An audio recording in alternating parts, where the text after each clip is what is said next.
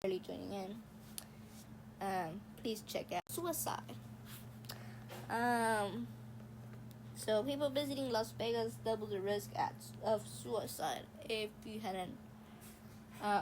you're barely joining in, please check out our other suicide devotional from 2 days ago.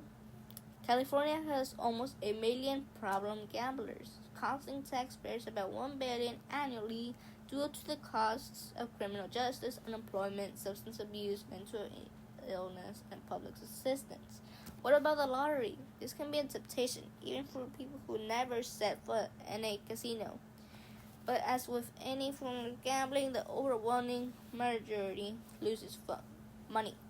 The odds of making money through any form of gambling are very small. It's much better to save your money wisely, invest it into work. I just read Proverbs chapter 10 verse 4. He who has his slack hand becomes poor, but the hand of the diligent makes rich. Gambling is fueled by an overzealous desire for immediate wealth. People want to get rich quick. It's a natural desire, but that doesn't mean it's good. Greed is a trait that Christians should seek to eliminate from their lives. Covetousness violates the 10th commandment. Remember, it was the love of silver that helped nail Jesus to the cross. Finally, people who gamble are placing their faith in remote chance, a very unreliable companion. The only safe place to put your faith is in God. He will never let you down. Dear Heavenly Father, thank you for giving us the greatest and most satisfying treasure of all, Jesus. Hallelujah.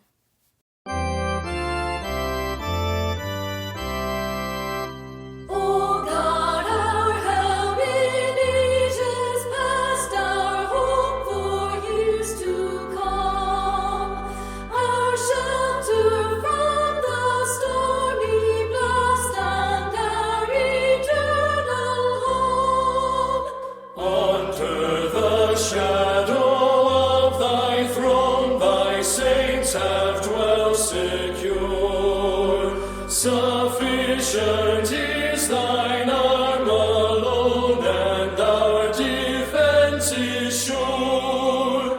Before the hills in order stood, on earth received her frame.